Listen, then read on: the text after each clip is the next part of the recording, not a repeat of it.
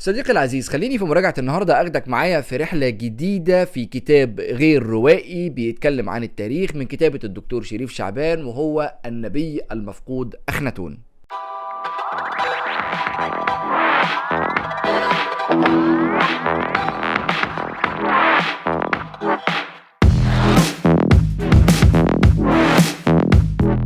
النبي المفقود أخناتون من كتابة الكاتب الدكتور شريف شعبان، من إصدار دار الرواق في معرض الكتاب عام 2022، وعدد صفحات الرواية 135 صفحة مقسمين على 32 فصل.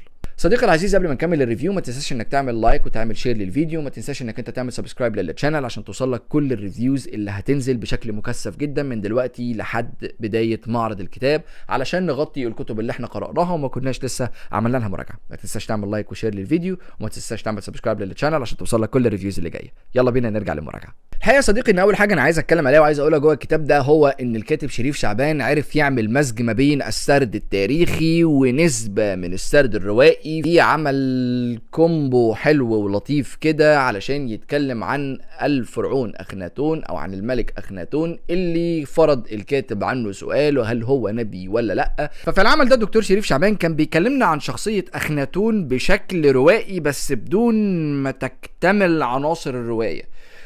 في الحقيقة أنا شايف إن الموضوع ده كان حلو وكان جميل، لأن هو عارف عن طريقه إن هو يديني المعلومات الخاصة بأخناتون في شكل قصصي من غير ما ندخل في الموضوع بشكل روائي طويل، لأن غرض العمل ده مش إنه يحكي لك قصة حياة أخناتون كرواية، ولكن إن هو يستعرض لك تاريخيا شخصية أخناتون.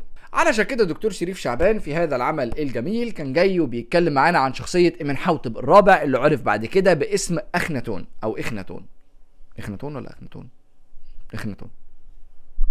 أخناتون الهمزة فوق البتاع، أخناتون. فالكاتب بيبتدي في العمل بان هو يحكي لنا سيرة اخناتون، بيكلمنا عن عيلته، عن نشأته، عن ابوه، عن امه، عن عيلته، عن اصله، عن هو جه منين، عن ايه المؤثرات اللي اثرت في حياته، ايه الحاجات اللي اثرت في شخصيته، مين الشخصيات المحيطة بيه اللي ممكن تكون كان لها تأثير قوي في حياته، سواء كانت الشخصيات دي ذكورية او شخصيات نسائية مهمة جدا نعرفها اسما، لكن ما كناش نعرف ان في علاقة وطيدة وقريبة وصلة دم ما بين اخناتون وما بين هذه الشخصيات. وبالحاجه دي نقدر نقول ان الكاتب شريف شعبان عارف ان هو يعمل لي تمهيد سلس جدا وحلو جدا، ولا هو طويل قوي ولا هو قصير جدا، ولكن كان معلوماته كافيه ووافيه بحيث ان هي تديك التمهيد المناسب اللي يعرفك هو اخناتون ده او إمنحوتب الرابع ده هو جاي منين وهو رايح فين وايه المؤثرات اللي اثرت عليه، وليه هنبتدي نشوف التطور اللي هنشوفه بعد كده في شخصيه اخناتون، والتحول اللي حصل لشخصيته ده جه منين وكان ايه سبب. وبعد كده بتبتدي الفصول تطلع معانا وتعلى معانا وتتطور معانا من بداية مكان إمنحوتب الرابع وعلاقته بزوجته نفرتيتي اللي تعتبر آية من آيات الجمال واللي تعتبر أيقونة جمال لحد النهاردة في العالم كله، علشان بعد كده نشوف ازاي بدأ يحصل عملية التحول اللي حصلت في شكل شخصية اخناتون، وبعد كده نقل العاصمة للعمارنة او لتل العمارنة، وبعد كده ازاي بدأ ان هو يوصل للعرش، وازاي بعد كده مصر نفسها بدأت ان هي تكون متصدرة او صورة مصر كاملا يتم تصديرها في شكل اخناتون فقط، اللي دخل مصر في حالة من التوحد بشكل خلاني احس ان هو خلاص الاوحد، وان اللي هو بيعمله في البلد ده خلاص اللي مفيش غيره ومفيش بعده. اللي عمله اخناتون ده كله كان ليه تأثير كبير جدا على المجتمع المصري، لان احنا مش بس جايين في الكتاب ده، ودكتور شريف شعبان مش جاي في الكتاب ده بس علشان يكلمنا عن شخصية اخناتون، ولكن اللي كان بيعمله اخناتون كان ليه مردود كبير جدا على المجتمع المصري، زي ان في عصر اخناتون مصر تحولت نوعا ما لدولة بعيدة عن الانخراط السياسي وبعيدة عن الحروب وبعيدة عن الصراعات، فبالتالي مصر خسرت جزء كبير جدا من أراضيها ومن الإمبراطورية بتاعتها اللي كانت تقريبا وصلت لأقصى والأوسع وأكبر اتساع ليها في العصر اللي قبل اخناتون على طول. فتأثير ده كان عامل ازاي على المجتمع المصري؟ غير كل ده كمان، ايه كان رد فعل العاصمة القديمة اللي كانت موجودة في مصر في التوقيت ده، اللي نقدر نقول ان هي اتنست وبقت مهملة؟ ايه كان رد فعل الناس في التوقيت ده على كل اللي اخناتون بيعملوا؟ العاصمة دي كانت طيبة، وطيبة كانت العاصمة شوفوا الكام سنة من قبلها. يجي فجأة اخناتون قال لك لا يا معلم، دي مش العاصمة بتاعتي، انا عايز العاصمة بتاعتي تبقى حاجة تانية بعد مرور زمن طويل وقرون، ده لو ما كانش آلاف السنين كمان. فازاي ده كان ليه مردود على المجتمع المصري؟ ازاي ده كان ليه مردود على المجتمع المصري، على الدولة المصرية، على الحكومة المصرية، على الامبراطورية المصرية في عهد اخناتون، سياسيا وحربيا وجغرافيا كمان؟ ده غير ان في الجزئية دي كمان بيبتدي الكاتب يعرفنا على اقدم مكتبة ارشيفية موجودة في العالم، اللي هي اسمها رسائل العمارنة، اللي بيبتدي الكاتب داخل العمل يكلمنا عليها اكتر ويعرفنا عليها اكتر علشان فعلا نحس بقيمتها، لانها على حسب ما قريت داخل صفحات العمل هي ذات قيمة كبيرة جدا وعالية جدا جدا جدا. بس نيجي للسؤال المهم، هو ليه اخناتون؟ ليه الكاتب قرر انه يتكلم عن اخناتون تحديدا؟ لكن الإجابة الحقيقة سهلة، وهي إن اخناتون واحد من أكتر الشخصيات الجدلية في التاريخ العالمي، في تاريخ العالم كله. لأن الراجل لما اتشهر ما اتشهرش عشان هو محارب، ما اتشهرش علشان هو عمل ثورة حضارية. الراجل اتشهر لأن هو كان مجدد ديني، مجدد ديني في وقت كانت نقدر نقول الآلهة المصرية مسلمات لا يمكن المساس بها، حاجات ما ينفعش نقرب لها.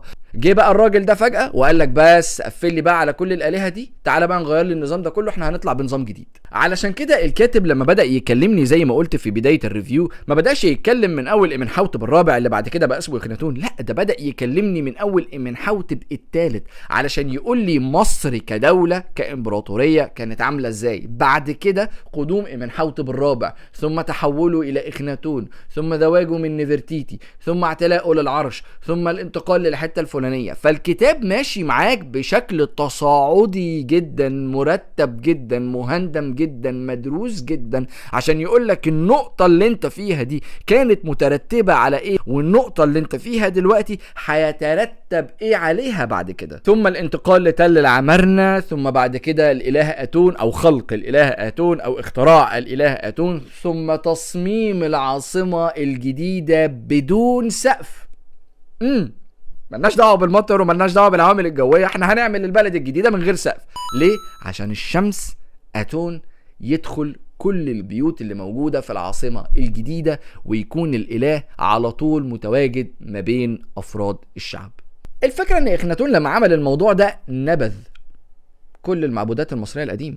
تخيل بقى في كام كاهن قلب وثار وغضب، وفي كام كاهن وفي كام فرد وفي كام سياسي وفي كام واحد في البلاط الحاكم او البلاط الملك عمل مشكلة وعمل ثورة على الموضوع ده. طب ازاي بقى اخناتون او إمنحوتب الرابع كان بيدور على نقدر نقول كهنة جداد يكونوا كهنة للدين الجديد اللي هو اخترعه؟ خلينا دلوقتي نرجع لعنوان الكتاب وهو النبي المفقود اخناتون. لحد دلوقتي السؤال ده لسه ما جاوبش عليه، بس الدكتور شريف شعبان خصص فصل كامل داخل العمل باسم هل كان اخناتون نبيا، والكاتب في الفصل ده خصصه علشان يعرض لنا اساليب ويعرض لنا ادله ويعرض لنا اسانيد علشان يقول هل هو كان نبي ولا لا. فدكتور شريف شعبان في الفصل ده كان بيعرض لنا اسانيد وبيعرض لنا ادله بتنفي هذا الكلام تماما. ده غير كمان ان في الفصل ده دكتور شريف شعبان كان بيعرض لنا اوجه التشابه اللي موجوده ما بين مزامير داوود وما بين اناشيد اخناتون، والمقارنه اللي عملها الكاتب وعمليه الشرح والتشابه اللي عمله ما بين عرض اناشيد اخناتون ومزامير داوود بين اوجه التشابه اللي في نفس الوقت نفت التشابه او نفت المطابقه او نفت الكلام الكتير اللي بيقول ان واحده منهم مسروقه من الثانيه. ودي حاجه انا مش مستغربه من دكتور شريف شعبان، لان انا شفت نفس الموضوع الكاتب كان مستخدمه قبل كده في كتاب يهود مصر القديمه. دكتور شريف شعبان واحد من الناس القويه جدا جدا جدا في عرض الادله اللي بتدحض واللي بتنفي حاجات كتيره جدا مترسخه في عقول بعض الناس بخصوص المعلومات التاريخيه بشكل باطل. فبيجي دكتور شريف شعبان في الفصل ده ينفلنا كون ان اخناتون نبيا، او ما بينفيش قوي وما بيأكدش قوي، لكن اغلب الكلام المعروض بينفي وبشكل قاطع وكامل ورسمي، بينفي وجود ان اناشيد اخناتون مسروقة من مزامير داوود، او ان مزامير داوود ليها علاقة باناشيد اخناتون.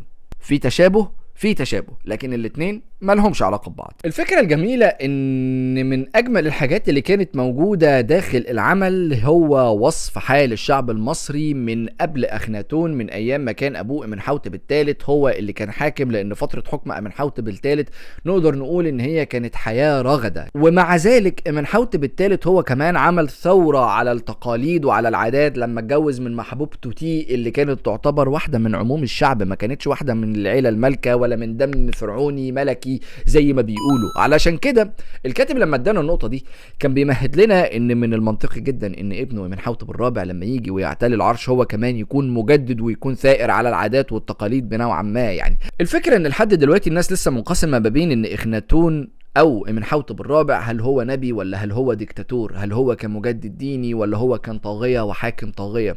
الفكرة ان لحد النهاردة محدش قادر يجزم الموضوع ده، ولا حد قادر ان هو يعمل عملية بت صريح فيه. وحتى الكاتب نفسه لما اتكلم وعرض كل الادلة اللي كانت موجودة داخل العمل واتكلم معانا، الكاتب كان موضوعي جدا. الدكتور شريف شعبان كان موضوعي جدا، كان بيديك الادلة اللي تنفي ان اخناتون ممكن يبقى نبي، وفي نفس الوقت كان بيعرض لك الادلة اللي بتقول ان هو فعليا كان مجدد ديني. ورغم ذلك الادله اللي كانت بتقول ان اخناتون نوعا ما ديكتاتور برضو تم ذكرها، والادله اللي بتقول ان اخناتون كان حالم وكان مجدد وكان رجل مستقبل وكان بيبص بصه اخرى لقدام برضو كانت موجوده. فالكاتب ما كانش بيعمل لك عمليه enforcing او ما كانش بيعمل لك عمليه اقحام للمعلومه او عمليه انت لازم تقتنع بالفكره المعينه، لا، الكاتب كان بيعرض لك وجهات نظر مختلفه مع عرض الأدلة المؤكدة اللي هو وصل لها، علشان يسيب لك انت في النهاية التحليل المنطقي، وتبتدي في الاخر انك انت تحاول انك تكون فكرة خاصة بيك انت بشكل شخصي علشان توصل هل هو كان نبي ولا هو كان مجرد مجدد ديني عادي، هل هو كان ديكتاتور ولا كان راجل حالم وله نظرة للمستقبل احنا ما كناش شايفينها وما كناش نعرفها. وكان من اكبر الاسئلة اللي كان طرحها الكاتب هي هو اخناتون نجح في اللي هو بيعمله فعلا؟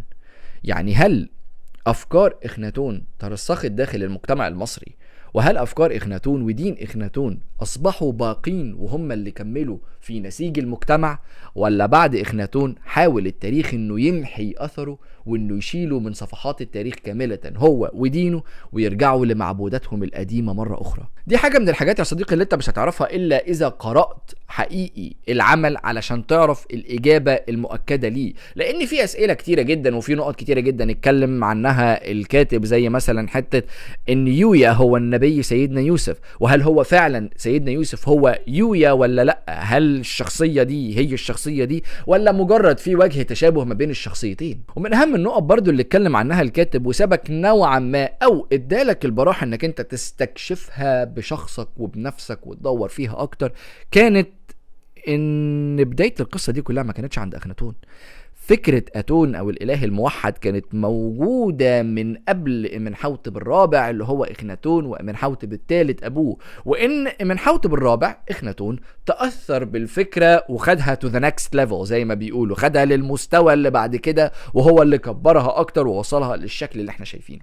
في النهاية نقدر اقول ان كتاب النبي المفقود اخناتون واحد من اقوى الاعمال الغير روائية التاريخية اللي صدرت في عام 2022 في معرض الكتاب الماضي. ممكن ما يكونش عندي تعليق سلبي معين على العمل، لان الكاتب قدر ان هو يحط لي مراجع كتيرة جدا جدا جدا وهوامش كتيرة جدا جدا عن طريقها اقدر اني افهم واستوعب وارجع تاني لاصل المعلومات اللي اتكلم عنها دكتور شريف في الكتاب علشان اتأكد منها بنفسي واقوم بعملية البحث الخاصة بيا علشان اشوف اصل وصحة المعلومات اللي موجودة. ودي حاجة من الحاجات اللي بتزيد بشكل كبير جدا من تقل العمل ومن مصداقية الكاتب. ما اعتقدش صراحة ان انا عندي كلام تاني اقدر اقوله اكتر من كده عن كتاب النبي المفقود اخناتون من كتابة الكاتب الكبير دكتور شريف شعبان، اصدار دار الرواق في معرض الكتاب الماضي في عام 2022. شكرا لكم واشوفكم في المراجعة اللي جاية. السلام عليكم.